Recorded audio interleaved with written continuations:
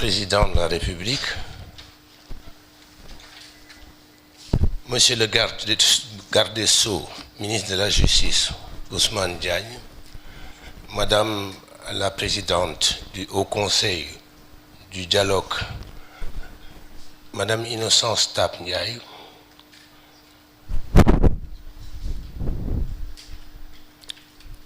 Mesdames, Messieurs les membres du cabinet du Président de la République, Madame la Présidente de la Commission modernisation, Madame la procureure Dior Sow, Monsieur le Président de la Commission réforme, Professeur Isaac Yankoba Ndiaye, Monsieur le Président de la Commission scientifique, Monsieur le juge Amadiba, chers membres du Bureau des Assises, Mesdames, Messieurs, chers invités, en vos grades, rangs et qualités, permettez-moi d'exprimer ma joie à cette occasion de remise du rapport des Assises nationales sur la réforme et la modernisation de la justice. En ce moment solennel, je voudrais exprimer toute ma gratitude à Monsieur le Président de la République qui m'a fait l'honneur de me désigner comme facilitateur général du dialogue national. Cette mission, dois-je le dire, dois-je le rappeler, fut exaltante, enrichissante et instructive. Et c'est l'occasion de remercier tous les membres du Bureau des Assises, ici présents, pour leur sincère dévouement. Il me plaît d'exprimer par ailleurs mon entière satisfaction sur le déroulement des travaux. Pendant 6 jours, les participantes et les participants, malgré la diversité de leurs profils, ont eu la possibilité d'échanger librement dans une atmosphère paisible et sereine, empreinte de respect mutuel. Je rends hommage à l'énergie considérable déployée par la commission scientifique sous la houlette de son président, le juge Amadouba. Donc à l'hommage à l'énergie considérable déployée par cette commission, grâce à laquelle nous sommes en mesure de mettre à disposition ce rapport en si peu de temps. L'exercice n'était pas simple. Il fallait rendre digeste et compréhensive 3 sources de données. Les discussions riches, variées et parfois dispersées des assises, les informations recueillies de la plateforme Djibouti et la 50aine de contributions écrites reçues de personnalités et d'organisations diverses. À partir de ces informations multiples, il fallait rester fidèle à la fois aux termes de référence et à la quintessence des recommandations formulées pour aligner les propositions de réforme et de rupture systémique sur la volonté des citoyens et citoyennes qui se sont largement exprimés. Excellences, Monsieur le Président de la République, Mesdames, Messieurs, la tenue de ces assises au début de votre magistère est la manifestation éloquente de l'importance que vous réservez à la justice, un des piliers essentiels de la démocratie et de l'état de droit. Dès lors, nous sommes persuadés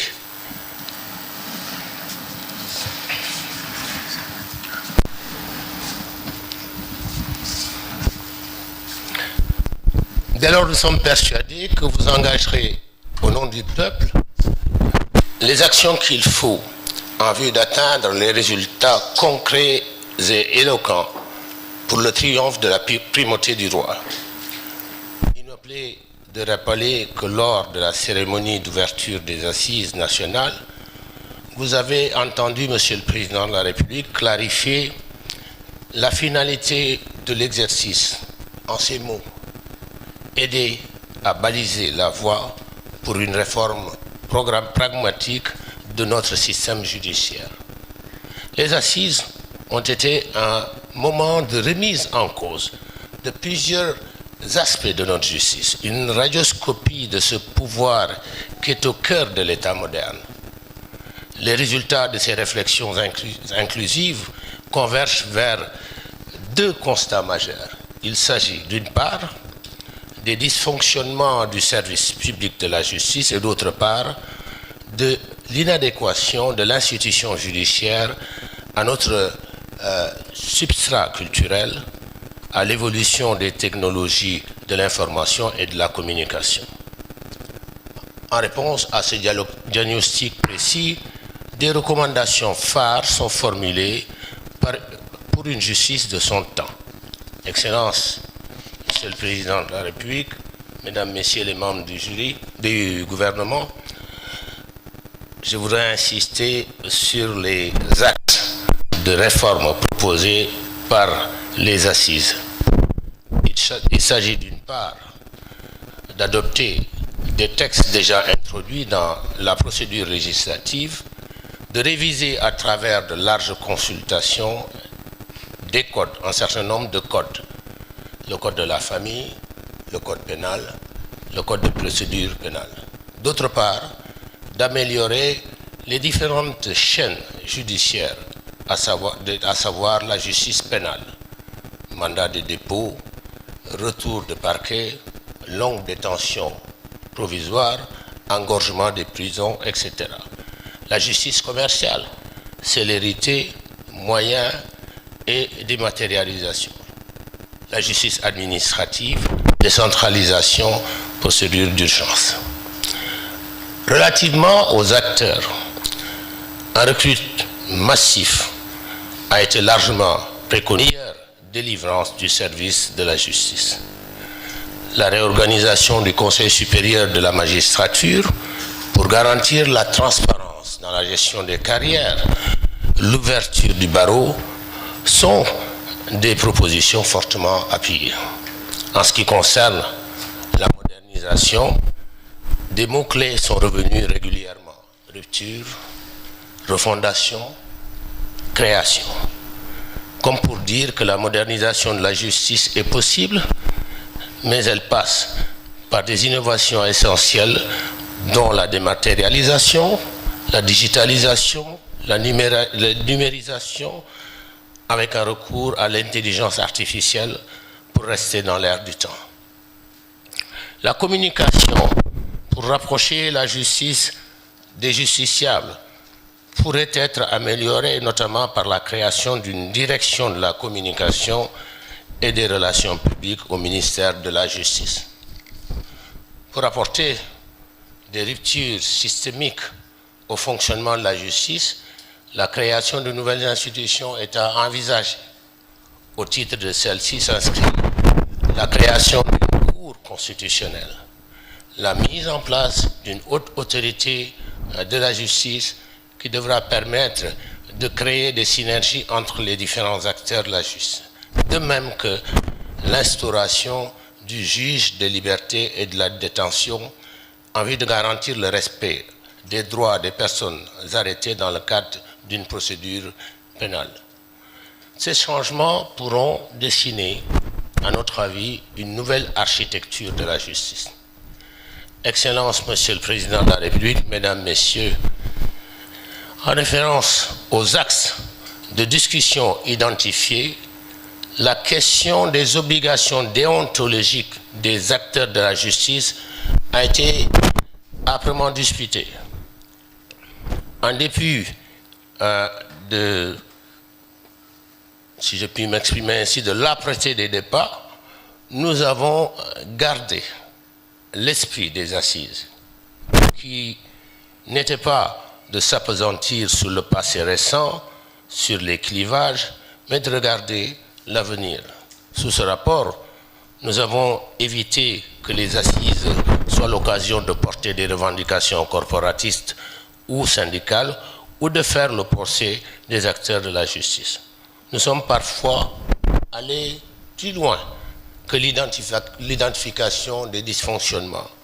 Nous avons convoqué, nous avons évoqué les bases culturelles et anthropologiques de notre justice, notamment les imaginaires, les valeurs, les perceptions, pour pour rapprocher les symboles et attributs de la justice du peuple. Mesdames, Messieurs, Monsieur le Président de la République, Mesdames, Messieurs, il me paraît important de dire tout haut que notre peuple aspire au changement. Notre pays est en pleine mutation. Chaque société, à différentes étapes de son évolution, secrète sa conception de la justice. Puisque la justice change, les règles de fonctionnement de la justice doivent également changer pour s'adapter au nouveau contexte. C'est pourquoi il nous faut prendre la pleine mesure des réformes à conduire et mobiliser notre intelligence collective et notre sens de la cohésion nationale pour réussir ce pari. Le peuple a exprimé de fortes attentes à propos de ces assises. Les Sénégalaises et les Sénégalais de tous bords font un immense espoir sur leurs conclusions.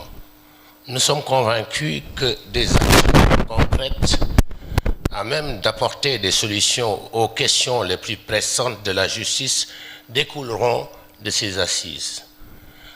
De leurs fortes recommandations jailliront des pistes de solutions, comme vous l'avez rappelé, pour redorer le blason de la justice, lui redonner la place qu'elle mérite et la réconcilier avec le peuple au nom de laquelle elle est rendue.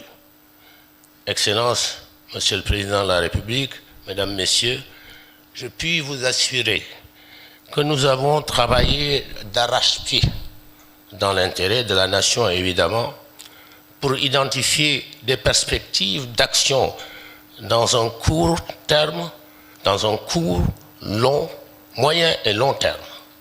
Je voudrais à cet égard remercier les membres du bureau des assises et tous ceux qui ont participé à ces discussions pour la qualité du travail fourni, mais également pour l'esprit de patriotisme et la disponibilité dont ils ont fait montre. Et j'accorderai une mention particulière, une mention spéciale au juge Nongofal, rapporteur général, qui est malade, alité. Il a été évacué sur la Tunisie. Juge Nongofal, nous lui rendons hommage. Au juge Amadiba, qui était le président de la commission scientifique, qui a battu un travail formidable. Également, le professeur, non, je vais commencer par la dame, également, Madame la procureure Diorfal Sow, qui était également très présente, qui a participé, qui a jusqu'au bout de ces assises. Le professeur Isaac Yanko Magnaï, qui a participé à ces assises jusqu'au bout, jusqu'à ce qu'il soit obligé d'arrêter pour aller à la Mecque. J'espère qu'il va nous prier pour nous tout à l'heure. Et donc, remercier tous ceux-là qui ont participé très activement à nos travaux. Et pour conclure mon propos, je vous réitère, Monsieur le Président, ma disponibilité et celle de tous les bureaux à appuyer la mise en œuvre de ce rapport. Je vous renouvelle mes remerciements ainsi qu'à l'ensemble de vos collaborateurs, le ministre, directeur de cabinet Marito Ndiaye, le ministre conseiller juridique Sidi Alpha Ndiaye et Madame la ministre Madame Diop, directeur de cabinet adjoint, qui n'ont ménagé aucun effort pour la bonne conduite de ces travaux, de nos travaux. Je vous remercie de votre attention. Pardon. Merci.